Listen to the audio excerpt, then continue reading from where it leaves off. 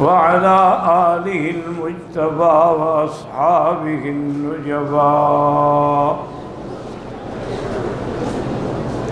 اللهم صل على سيدنا محمد النبي الأمي الهاشمي وعلى آله وأصحابه نجوم الهدى.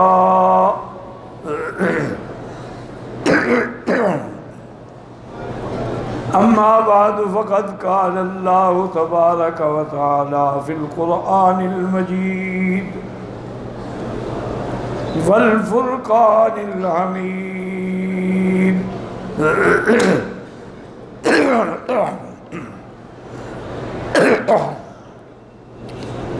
أعوذ بالله من الشيطان الرجيم. بسم الله الرحمن الرحيم.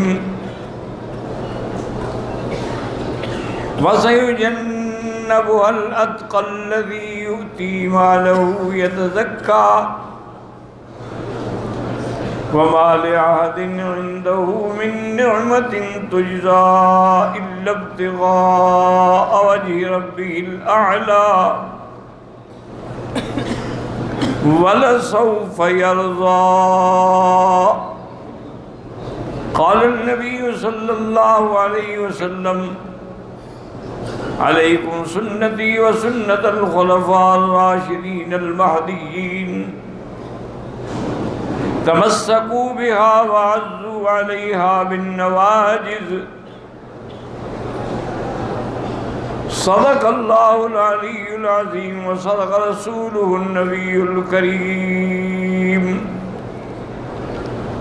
ونحن على ذلك لمن الشاهدين ومن الشاكرين والحمد لله رب العالمين. رب اشرح لي صدري ويسر لي أمري واحلل عقدة من لساني يفقهوا قولي.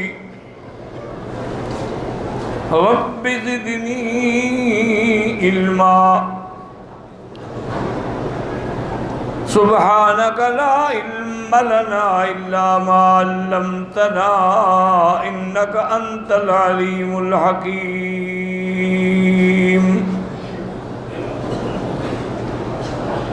برادران اسلام،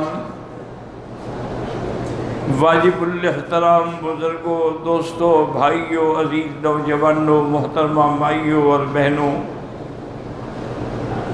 اللہ تعالیٰ کے کلام مقدس میں سے آیات مبارکہ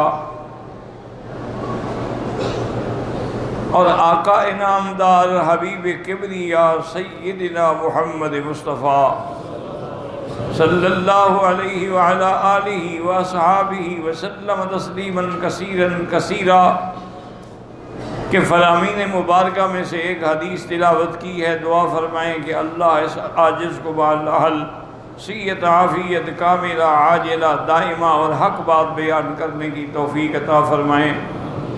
آپ کو حق سننے سمجھنے کی، ہم سب کو مل کر حق پر چلنے کی توفیق عطا فرمائیں. پروردگار عالم تمام آنے والوں کی حاضری، حج، عبادات، زیارات منظور و مقبول فرمائیں. میں نے کل کے درس میں بھی سیدنا ابی بکر رضی اللہ تعالی عنہ کے بارے میں کچھ معروضات پیش کی تھی. چونکہ یہ متفق عقیدہ ہے کہ حضور صلی اللہ علیہ وسلم کے بعد افضل الخلق جو ہیں وہ حضرت ابو بکر ہیں، اس کے بعد حضرت عمر ہیں رضی اللہ تعالی عنہ، پھر حضرت عثمان ہیں اور پھر حضرت علی ہیں رضوان اللہ علیہم اجمعین. چونکہ حضور پاک نے نام لے کے فرمایا، آپ نے فرمایا کہ فَاقْتَدَوْا بِالَّذِينَ مِن بَعْدِ أَبِي بَكْرٍ وَعُمَرٍ، میرے بعد اقتداء کرنی ہے تو ابی بکر اور عمر کی اقتداء کرو. یعنی نام لیا حضور پاک. حتیٰ کہ ایک روایت میں آتا ہے کہ ایک عورت نے آ کے حضور سے ایک مسئلہ پوچھا اور مسئلہ پوچھنے کے بعد عرض کرنے لگی کہ یا رسول اللہ، موت و حیات تو سب کے لیے ہے، اگر میں پھر کبھی مدینے میں آؤں سوال کے لیے اور آپ کو نہ پاؤں تو پھر میں کہاں جاؤں؟ فرمایا فاتح ابی بکر، پھر ابو بکر سے جا کے پوچھنا۔ تو حضور نے حضرت ابی بکر کا نام لیا۔ اللہ نے حضرت ابی بکر کو کئی فضائل سے نوازا۔ ایک سفر میں حضور صلی اللہ علیہ وسلم کے ساتھ ازواج مطہرات میں سے سیدہ عائشہ صدیقہ رضی اللہ تعالی عنہا بھی تھی۔ جب قافلہ ٹھہر جاتا تھا تو عورتیں جو ہیں وہ قافلے سے دور پہاڑوں میں، وادیوں میں جاتی تھیں اپنی قضاء حاجت کے لیے۔ اتفاق کی بات یہ ہے کہ بی بی عائشہ جب گئی تو ان کا گلے میں ہار تھا، وہ ٹوٹ کے گر گیا۔ بی بی صاحبہ نے بڑا تلاش کیا لیکن وہ ہار نہیں ملا۔ اب قافلے کی تیاری کا وقت بھی قریب آ رہا تھا تو بی بی نے حضور سے کہا کہ یا رسول اللہ، میں نے وہ ہار جو ہے وہ تو عاریتاً کسی سے مانگ کے لیا تھا کہ آپ کے سفر میں جا رہی ہوں تو چلو میں گلے میں کچھ پہن لوں، وہ ہار گم ہو گیا ہے۔ حضور پاک نے حکم دیا ابھی قافلے کو روک دیا جائے، اس وقت نہ چلیں جب تک کہ وہ ہار نہ مل جائے۔ صحابہ کو بھی یہ بات پہنچی۔ اللہ کی شان یہ ہے کہ صبح کی وقت بھی، نماز کا وقت بھی قریب ہو رہا تھا اور پانی بھی نہیں تھا۔ تو بعض صحابہ نے سیدنا ابی بکر سے آ کے کہا کہ ابی بکر دیکھو، تمہاری بیٹی کی وجہ سے ہم سب کی نماز قضا ہو جائے گی۔ عائشہ نے حضور کو روک دیا ہے۔ سیدنا ابی بکر رضی اللہ تعالیٰ عنہ غصے میں آئے اور بی بی عائشہ فرماتی ہیں کہ اس وقت کیفیت یہ تھی کہ میں ایسے بیٹھی ہوئی تھی اور میری گود میں حضور سر رکھ کے سو رہے تھے۔ میرے ابا نے آئے اور انہوں نے آواز بھی نہیں کی لیکن مجھے زور سے گھوسا مارا میری پسلیوں میں کہ تم نے حوست الناس، لوگوں کو روک دیا ہے نماز سے۔ بی بی صاحبہ فرماتی ہیں کہ مجھے بڑی تکلیف ہوئی لیکن میں نے کوشش کی کہ میں ہلوں نہیں تاکہ حضور کی نیند میں فرق نہ آ جائے، لیکن اس کے باوجود بھی میرے آنسو نکلے اور حضور کے رخسار پہ گرے تھے، حضور بیدار ہو گئے۔ ابھی حضور اس واقعے کی تحقیق فرما رہے تھے کہ اللہ نے جبریل علیہ السلام کو نازل فرمایا اور اللہ نے قرآن پاک میں باقاعدہ حکم جاری کر دیا فَإِن لَّمْ تَجِدُوا مَاءً فَتَيَمَّمُوا صَعِيدًا طَيِّبًا۔ میرے محبوب آپ اپنی امت سے کہہ دیں کہ اگر کبھی پانی نہ ملے، آدمی کو وضو کی ضرورت ہو، حتیٰ کہ غسل جنابت کی بھی ضرورت ہو تو تیمم کر کے نماز پڑھ لیں۔ اللہ نے حضور کی امت کے لیے اتنی رحمت فرما دی کہ تیمم کی اجازت آئی تو اب سارے صحابہ دوڑ کے حضرت ابو بکر کو مبارک دے رہے ہیں کہ ابو بکر اللہ تمہیں مبارک دے، تمہارے گھرانے کی وجہ سے آج پوری امت قیامت تک کے لیے اس نعمت سے مستفید ہو گئی کہ پانی نہ ملے تو تیمم کر دو۔ تو یہ تیمم کی آیت جو ہے اس کا سبب بھی ابو بکر اور اس کی بیٹی ہے۔ اب بھی عائشہ فرماتی ہیں رضی اللہ تعالیٰ عنہ کہ جب تیاری ہو گئی میں نے کہا اللہ کی مرضی، انا للہ و انا الیہ راجعون، ہار نہ ملا تو کیا کروں؟ جب اونٹ کو اٹھایا گیا تو ہاتھ نیچے پڑا ہوا تھا، اترتے ہوئے وہ گر گیا تھا۔ تو اسی سے یہ مسئلہ بھی ثابت ہو گیا کہ نبی عالم الغیب نہیں ہوتے، اگر حضور عالم الغیب ہوتے تو ہاتھ تلاش نہ کر لیتے۔ علم غیب جو ہے وہ صرف اللہ کا خاصہ ہے، لیکن اگر اللہ علم غیب دیتے ہیں تب بھی انبیاء کی شان ہے اور نہ دیں تب بھی شان ہے۔ اب دیکھو نا، اگر یہاں علم حاصل ہو جاتا تو تیمم کے حکم تو نہ آتا، ورنہ اللہ پہلے بھی علم دے سکتے تھے، لیکن علم غیب نہ دینے کی ایک شان بن گئی کہ قیامت تک کے لیے حضور کی امت جو ہے وہ اتنی بڑی نعمت سے مستفید ہو گئی۔ تو یہ مسئلہ جو ہے یہ بھی ابو بکر اور بی بی عائشہ کی سبب سے امت کو ملا۔ اسی طرح غزوہ تبوک کے موقع پر حضور پاک نے فرمایا کہ ہم نے تبوک جانا ہے، چونکہ ہمیں پتہ لگا ہے کہ روم والے جو ہیں وہ لشکر لے کر مدینے پہ حملہ کرنے کا ارادہ رکھتے ہیں، تو ہم یہ چاہتے ہیں کہ مدینہ منورہ میں لڑائی نہ ہو، ہم آگے جا کر ان کا مقابلہ کریں۔ خدا کی شان ہے، وہ گرمیوں کے ایام تھے اور امت مسلمہ بھی سخت حاجت میں مبتلا تھی۔ حضور نے فرمایا کہ جس کو جتنی اللہ توفیق دے وہ چندہ دے تاکہ غزوہ تبوک کی تیاری کی جا سکے۔ تو یہیں سے علماء نے مسئلہ نکالا ہے کہ دین کے کام کے لیے، مدرسے کے لیے، مسجد کے لیے، جہاد کے لیے چندہ کرنا منع نہیں ہے، یہ تو سنت ہے، لیکن چندہ کر کے لوگوں کا مال کھا جانا جو ہے یہ بہت بڑا گناہ ہے۔ کسی ایک آدمی کے پیسے کھا جائے، لیکن جب لاکھوں لوگوں کا چندہ ہو اور آدمی کھا جائے۔ اور آج کل ہمارے اکثر پیر اور مولوی اللہ ماشاءاللہ اس وبا میں مبتلا ہیں، دعا کریں اللہ ان کو کسی کا محتاج نہ کرے، اور کیا کر سکتے ہیں؟ ورنہ آپ خود اندازہ کریں کہ ایک آدمی ہے، مثلا امام مسجد ہے، خطیب ہے، محتمم ہے مدرسے کا، کوئی جائیداد نہیں، کوئی آمدنی نہیں، لیکن اس کے ٹھاٹ باٹ دیکھو، اس کی گاڑیاں دیکھو، اس کے دفتر دیکھو، اس کے نوکر چاکر دیکھو، یہ کہاں سے آتی ہے؟ ماننا ہے کہ امت کے چندے کا پیسہ کھا رہے ہیں، لاکھوں روپے کے موبائل انہوں نے ہاتھ میں رکھے ہوئے ہوتے ہیں، کس کے پیسے ذریعے جا رہے ہیں؟ زکوٰۃ کے پیسے سے۔ حضرت امیر المومنین عمر بن الخطاب رضی اللہ تعالیٰ فرماتے ہیں کہ میں آج بڑا خوش ہوا کہ آج میرے گھر میں بہت پیسے تھے۔ میں نے کہا آج تو یقیناً میں ابو بکر سے نمبر لے جاؤں گا۔ میں نے گھر میں جا کے جتنا مال تھا سب کو آدھا آدھا کیا، آدھا گھر کے لیے چھوڑا، آدھا لے کے حضور کے دربار میں رکھ دیا۔ حضور پاک نے فرمایا عمر کیا لے کے آئے ہو؟ میں نے کہا یا رسول اللہ قسمت بین مالی، میں نے اپنے مال کو تقسیم کیا ہے، آدھا گھر چھوڑا ہے، آدھا دربار میں لے آیا ہوں۔ آپ بڑے خوش ہوئے، دعائیں دیں۔ اس کے بعد پوچھا کہ ابا بکر تم کیا لائے ہو؟ اس نے کہا حضور میں تو اپنے گھر میں اپنے کپڑوں کے سوا کچھ نہیں رکھا، سب کو لے کے حضور کے دربار میں آ گیا ہوں،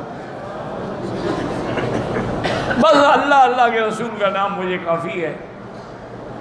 تو حضرت عمر کہتے ہیں میں نے بڑی حسرت سے کہا، میں نے کہا ابو بکر تم کسی کو نمبر نہیں لینے دیتے، آج بھی تم جیت گئے، حالانکہ مجھے بڑی امید تھی۔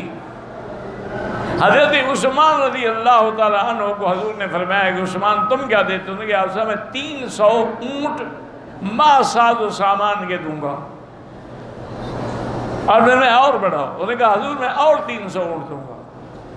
آپ نے فرمایا اور بڑھاؤ۔ انہوں نے کہا حضور میں اور 300 اونٹ دوں گا۔ 900 اونٹ اس زمانے میں، اور ما اہلا سے اکتابیہ سارے ساز و سامان کے ساتھ۔ اور حضرت ابو بکر فرماتے ہیں تھوڑی دیر گزری کہ حضرت عثمان نے ایک بڑی تھیلی دینار و درہم کی بھری ہوئی لائے اور حضور کی گود میں ڈال دی، اور حضور اپنی گود میں یوں ہلا بھی رہے ہیں، خوش بھی ہو رہے ہیں، اور فرما رہے ہیں ما ضر عثمان ما عمل بعد اليوم، آج کے بعد عثمان تمہیں کسی چیز کا غم نہیں، تمہارے لیے جنت واجب ہو گئی۔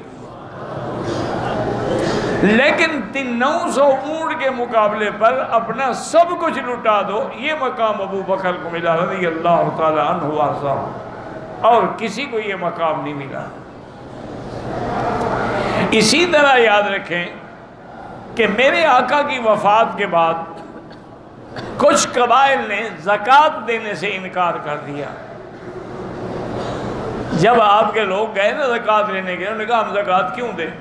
اللہ نے قرآن میں حکم دیا ہے نبی کو کہ زکوٰۃ لیں، خذ من اموالہم صدقۃ تطہرہم بہا وزکیہم بہا وصلی علیہم، کہ آپ ان کا مال لے کے پاک کریں، ان کے لیے دعا کریں۔ اب جب نبی فوت ہو گئے ہم کیوں دیں؟ انہوں نے اس تعویل سے، قرآن پاک میں یہ تحریف و تعویل ہمیشہ باطل فرقے کرتے ہیں۔ اب جیسے دیکھیں نا قرآن میں ربوہ کا نام 2 مقام پر ہے، قادیان نے کہا ہمارے رب کا قرآن کے اندر ذکر ہے، وہ اللہ کے بندے بھی عیسیٰ علیہ السلام کے زمانے کا قصہ ہے، قادیانی کا تو دادی بھی پیدا نہیں ہوئی ہوگی، لیکن جھوٹے کا کیا علاج ہے؟ اب جناب یہ ہوا کہ حضرت ابو بکر کو اطلاع ملی کہ فلاں قبیلے میں زکوٰۃ دینے سے انکار کر دیا ہے۔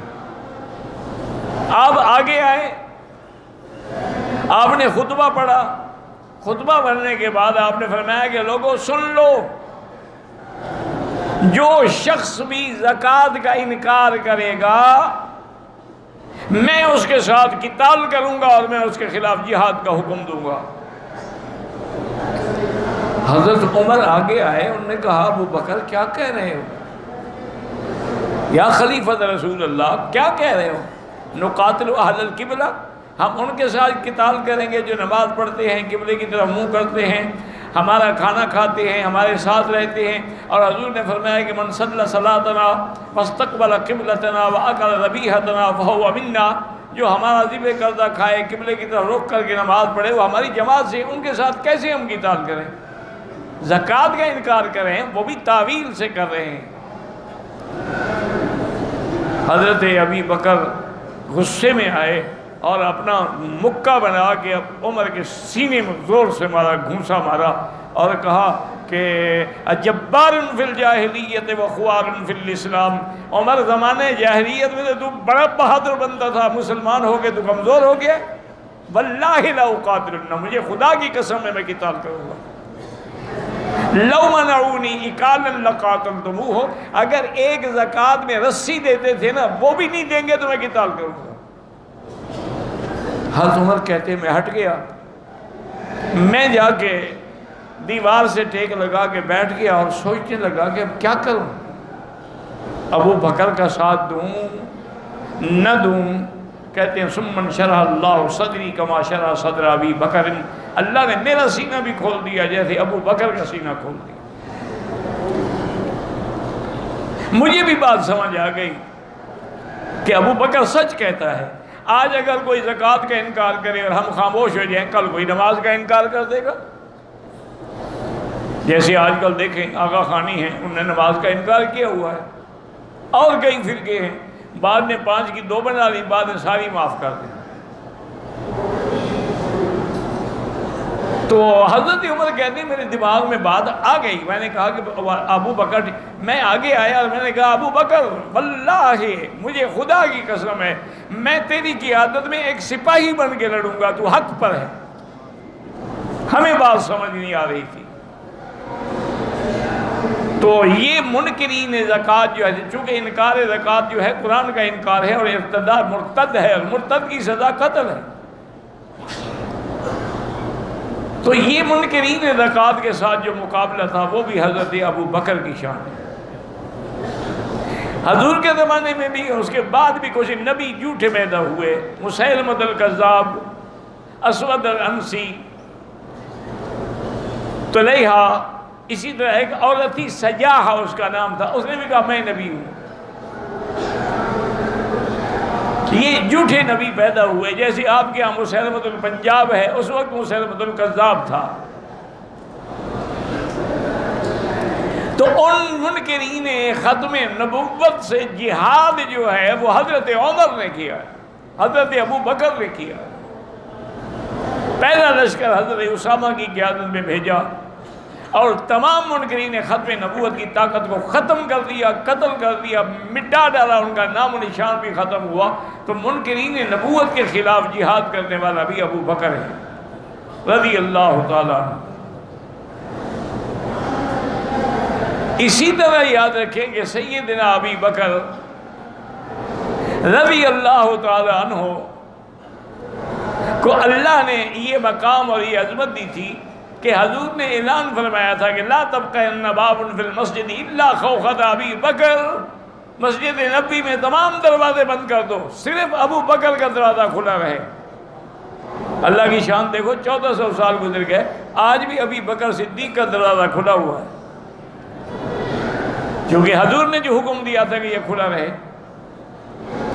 تو یہ مقام جو ہے یہ بھی حضرت ابی بکر کو ملا ہے رضی اللہ تعالی عنہ وارضاہ۔ اور پھر خدا کی قدرت دیکھیں کہ حضرت ابو بکر کی میرے آقا سے مشابہت اتنی تامہ تھی کہ ہر بات میں وہ تصویر محمد مصطفیٰ تھا صلی اللہ علیہ وسلم۔ ایک منٹ دیکھیں کہ حضور کی عمر کتنے ہیں؟ 63 سال۔ ابو بکر کی عمر کتنے ہیں؟ 63 سال۔ حضور 2 ہفتے بیمار رہے، ابو بکر بھی 2 ہفتے بیمار رہے۔ حضور کو بھی جاڑا، سردی اور تیز بخار آتا تھا، ابو بکر کو بھی وہی جاڑا اور تیز بخار آتا تھا۔ حضور صلی اللہ علیہ وسلم پر اس یہودی عورت نے جو زہر دیا تھا خیبر میں، اس کا موت کے وقت اثر ہوا۔ آپ نے فرمایا ھذا اوان انقطاع ابہری من سم الذی اکلت بخیبر، میری آنتیں مبارک کٹ رہی ہیں اس زہر کی وجہ سے جو مجھے دیا گیا تھا۔ اچھا، اللہ کی شان دیکھیں کہ موت کے وقت ابو بکر پر بھی وہ زہر اثر کر گیا، جس سانپ نے آپ کو ڈسا تھا غار میں، اس کا زہر جو تھا آؤٹ کر آیا۔ یعنی آپ پر بھی زہر نے اثر کیا، ابو بکر پر بھی زہر نے اثر کیا۔ اللہ کی شان دیکھیں۔ اس کی وجہ ایک یہ بھی تھی کہ اللہ دونوں کو مقام شہادت سے نوازنا چاہتے تھے۔ اور اسی طرح اور مشابہت دیکھیں، حضور نے اپنی زندگی میں ابو بکر کو مصلی پہ کھڑا کیا، حضور کے بعد خلیفہ بنے۔ ابو بکر نے بھی اپنی زندگی میں عمر کو مصلی پہ کھڑا کیا، اور حضرت عمر بھی بعد میں خلیفہ بنے۔ یعنی بالکل عین تصویر ہے محمد مصطفیٰ۔ ہجرت کے موقع پر کفار مکہ نے اعلان کیا تھا کہ جو آدمی حضور کو اور ابو بکر کو زندہ یا نعوذ باللہ مردہ لائے گا، ہم ان کو 100 اونٹ دیں گے۔ تو حضور پر بھی 100 اونٹ انعام رکھا گیا، ابو بکر پر بھی 100 اونٹ انعام رکھا گیا۔ اور اسی طرح حضرت ابو بکر فرماتے ہیں کہ جب ہم مدینے پہنچے ہجرت کے بعد، تو لوگ میری عمر کو دیکھ کر، میری داڑھی کو دیکھ کے اندازہ کرتے تھے، چونکہ حضور تو ابھی اتنے زیادہ بوڑھے نہیں ہوئے تھے، وہ پہلے مجھے آگے ملنے لگتے ہیں۔ بعض اولیاء اللہ نے ایک بڑا مسئلہ نہیں ہے ان کا، یہ یعنی علمی انکشاف ہے۔ وہ کہتے ہیں اصل میں غار کی صحبت نے، ہجرت کے سفر کی صحبت نے ابو بکر پہ ایسا نبوت کا رنگ چڑھا دیا کہ لوگوں کو سمجھ ہی نہیں آتا تھا کہ نبی کون ہو، کیونکہ صحبت کا اثر تو ہوگا نا ہر حال میں۔ تو حضرت ابو بکر کہتے ہیں میں نے سوچا کہ مدینے والوں کو بات سمجھ نہیں آ رہی، میں نے فوراً ایک کپڑا لیا، ایک طرح سے تھوڑی دھوپ آ رہی تھی، میں کپڑا اوپر لے کے کھڑا ہو گیا تاکہ لوگوں کو پتہ لگے یہ خادم ہے، مخدوم تو وہ ہیں جو نیچے بیٹھے ہوئے ہیں۔ صلی اللہ علیہ وعلی آلہ وصحبہ وسلم۔ اور اسی طرح مطابقہ دیکھیں کہ حضور کی وفات جو ہے سوموار 12 ربیع الاول کو ہوئی، ابو بکر کی وفات بھی سوموار کو ہوئی۔ اب یہ اللہ کا نظام ہے۔ ایک دن پہلے آپ نے پوچھا تھا بیوی سے کہ آج کیا دن ہے، حضور کب فوت ہوئے؟ انہوں نے کہا سوموار کے دن۔ فرمایا آج کیا دن ہے؟ انہوں نے کہا آج تو احد ہے، اتوار ہے۔ کہا اچھا، اس کا مطلب ہے کہ باقی میرے زندہ رہنے کی 1 رات رہ گئی ہے، میں بھی سوموار کو فوت ہو جاؤں۔ تو آپ کی موت بھی اسی دن مکان، اچھا اس کا حضور کہاں فوت ہوئے؟ حجرہ عائشہ میں۔ اور ابو بکر کہاں فوت ہوئے؟ حجرہ عائشہ میں۔ جس چارپائی پر حضور کا جنازہ مبارک رکھا گیا، اسی چارپائی پہ ابو بکر کا جنازہ رکھا گیا۔ جیسے حضور صلی اللہ علیہ وسلم کی قبر مبارک لحد والی بنائی گئی، ابو بکر کی قبر بھی لحد والی بنائی گئی۔ اسی لیے ایک روایت میں حضور نے فرمایا خلقنا من تربت واحدۃ، ہم ایک ہی مٹی سے پیدا ہوئے ہیں، میں ابو بکر اور عمر، اسی میں دفن ہوں گے اور اسی سے پھر ہم کٹھے اٹھیں گے۔ اور ایک دن اپنے صحابہ کو حضور نے فرمایا ھٰکذا نبعث یوم القیامہ، قیامت کا دن جب ہوگا عیسیٰ ابن مریم میرے ساتھ ہوں گے، دائیں ابو بکر ہوں گے اور بائیں عمر ہوں گے، اس طرح ہم اپنی روضہ مبارک سے باہر آئیں گے، اس وقت بھی ابو بکر ساتھ ہوگا، غار میں بھی ساتھ ہے، مزار میں بھی ساتھ ہے۔ اور حضور نے فرمایا تھا ابا بکر انت صاحبی فی الدنیا و صاحبی فی الغار و صاحبی علی الحوض، تم جیسے میرے ساتھی ہو اسی طرح حوض کوثر میں بھی تم میرے ساتھ کھڑے ہوگے۔ اور حضور نے فرمایا تھا ابو بکر کو کہ واللہ یا ابا بکر انک اول من تدخل الجنت من امتی، میری امت میں سے سب سے پہلے جنت میں تو داخل ہوگا۔ یہ مقام بھی حضرت ابو بکر کو ملا ہے رضی اللہ تعالی عنہ۔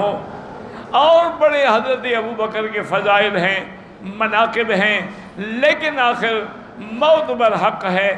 حضرت ابو بکر رضی اللہ تعالیٰ عنہ بھی فوت ہوئے اور آپ بھی اسی مقام میں دفن ہوئے، عائشہ حجرہ عائشہ صدیقہ میں۔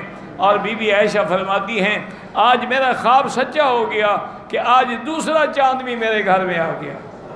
حضور جب دفن ہوئے تو ابو بکر نے فرمایا تھا کہ ھذا اول قمر، وہ جو خواب میں تم نے چاند دیکھا تھا نا، آج پہلا چاند تیرے گھر میں آیا ہے، تو آج دوسرا چاند بھی میرے گھر میں آ گیا۔ اللہ تبارک و تعالیٰ میرے خواب کو سچا کر رہے تھے۔ اللہ تبارک و تعالیٰ سیدنا ابو بکر، حتیٰ کہ حضرت علی سے پوچھا گیا کہ سب سے بڑا بہادر کون ہے، اس نے کہا ابو بکر۔ انہوں نے کہا حضرت آپ سے؟ انہوں نے کہا ہاں، جب بدر کے میدان میں ہم 313 تھے اور دشمن 1000 تھا، آپ کے لیے ہم نے ایک چھپر بنایا تھا، ہم سوچ رہے تھے کہ یہاں حضور کو اوپر بٹھائیں گے، لیکن پہلا کون دے گا دشمنوں کے مقابلے پہ؟ تو ہم نے کیا دیکھا کہ جا ابو بکر شاہرن سیف، ابو بکر تلوار نکال کے آئے، کہنے کہ جائیں آپ سب آرام کریں، میں پہرا دوں گا محمد مصطفیٰ۔ تو انہوں نے کہا کہ اس وقت کسی کو جرت نہیں ہوئی پہرے دینے کی، ابو بکر کو جرت ہوئی، لہذا سب سے بڑا بہادر جو ہے وہ ابو بکر ہے۔ انہوں نے پوچھا حضرت علی سے کہ حضرت علی تمام صحابہ میں سب سے بڑا عالم کون ہے؟ آپ نے فرمایا ابو بکر۔ اس کو تو خیال تھا نا آپ کہیں گے عالم تو میں بڑا ہوں۔ آپ نے فرمایا نہیں ابو بکر۔ نے کہا حضرت ابو بکر آپ سے بڑا عالم؟ نے کہا کہ جب حضور بیمار تھے، حضور نے مصلی پہ کھڑے ہو کر نماز پڑھانے کا حکم کس کو دیا تھا؟ آپ نے فرمایا تھا مروا ابا بکر فلیصلی بالناس، ابو بکر سے کہو کہ نماز پڑھائے۔ اور حضور کا یہ حکم ہے کہ فلیؤمکم اعلمکم بکتاب اللہ، امام اس کو بنایا کرو جو سب سے زیادہ عالم ہو۔ تو اگر صحابہ میں اور زیادہ عالم ہوتے تو حضور اس کو حکم دیتے۔ معلوم ہوا کہ تمام صحابہ میں سب سے زیادہ علم والا جو ہے وہ بھی ابو بکر ہے۔ انہوں نے کہا اچھا آپ نے تو خیبر فتح کر دیا، طاقت و قوت میں کون زیادہ ہے؟ فرمایا ابو بکر۔ وہ حیران ہو گیا اور نے کہا اللہ کے بندے، جب کعبۃ اللہ میں داخل ہوئے، مکہ فتح ہو گیا، تو حضور نے مجھے فرمایا کہ علی تم بیٹھ جاؤ، میں تمہارے کندھے پہ کھڑے ہو کے یہ بتوں کے نشان مٹا ڈالوں۔ تو حضور نے ایک قدم رکھا تو میں نے کہا قطن یا رسول اللہ، بس میں نہیں برداشت کر سکتا۔ حضور نے کہا اچھا میں بیٹھ جاتا ہوں، تم میرے کندھے پہ کھڑے ہو کے ان کو مٹا ڈالو۔ تو میں تو حضور کا ایک قدم برداشت نہ کر سکا، ابو بکر تو کندھے پہ بٹھا کے غار ثور میں پہنچ گیا، تو اس سے زیادہ طاقت والا کون ہو سکتا ہے؟ تو اسی لیے ترتیب بھی یہی ہے کہ حضور کے بعد شیخین یعنی ابی بکر و عمر، جیسے کہ حضور نے نام لیا فاقتدوا بالذین من بعد ابی بکر و عمر رضی اللہ تعالی عنہ۔ اللہ تبارک و تعالی ہمیں ان کی محبت اور ان کے نقش قدم پہ چلنے کی توفیق دے۔